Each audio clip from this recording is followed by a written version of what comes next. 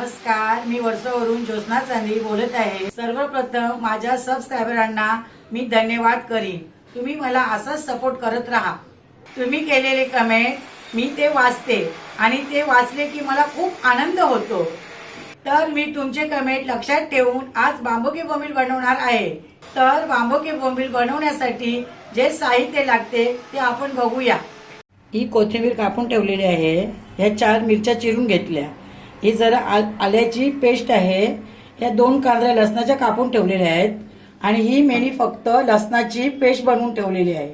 हा फक्त लसूण आहे। हे तेल आहे, हे हळदी पावडर आहे, हा कोली मसाला आहे, ही कोथिंबीर आहे आणि हे बांबुकी बोंबील आहे।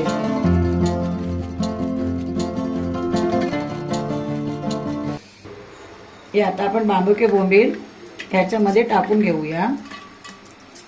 हे टाकल्यानंतर ही लसणाची पेस्ट आहे ना, हे 2 चमच टाकायचे मोठे, कारण ह्याच्यामध्ये जास्त लसूण असला तर चवदार लागतात। आणि आल्याची जराशी पेस्ट घेतलेली आहे मी। हा कोली मसाला आहे, हा 2 चमच घ्यायचा, मोठे 2 चमच।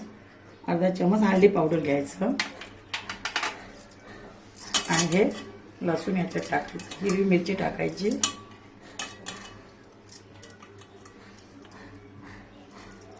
आणि आता आपण ह्याच्यामध्ये तेल टाकायचं। जितकं तेल टाकशील ना तितके बोंबील खायला चवदार असतात आणि ते असे काढून घ्यायचे। त्याला मसाला चांगला मुरला पाहिजे।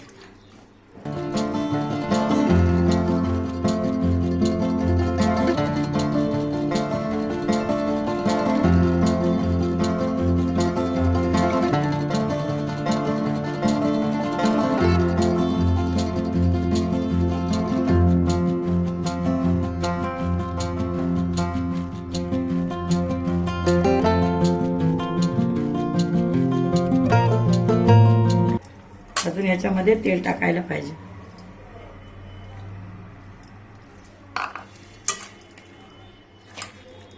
जितकं तेल टाकणार मसाला त्याला मुरणार ना, तेव्हा बोंबील काय खाणार। हे भाकरी बरोबर खायचे, खूप सुंदर लागतात खायला।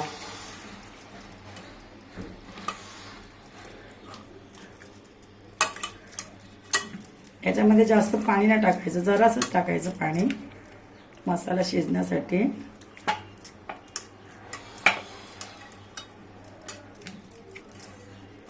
त्याच्यामध्ये आपण कोथिंबीर टाकूया।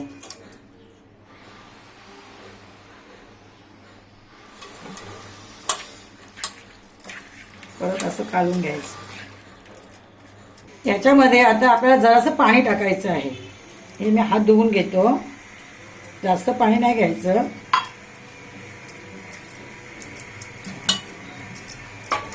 याच्यामध्ये तेलाचं प्रमाण जास्त पाहिजे।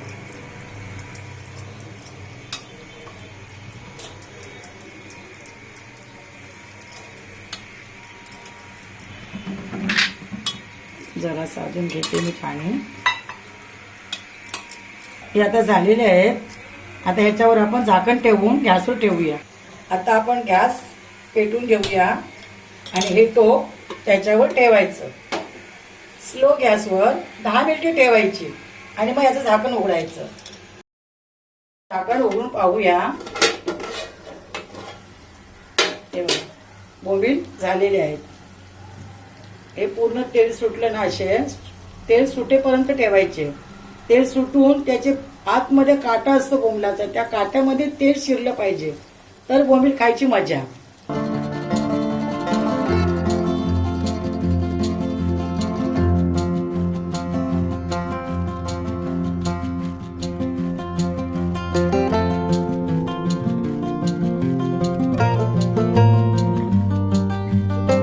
हे बांबुकी बोंबील तयार झालेले आहे।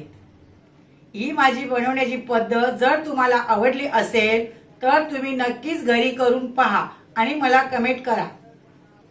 माझा व्हिडिओ तुम्हाला आवडला असेल तर नक्कीच लाईक करा आणि माझ्या चॅनलला सबस्क्राइब करा।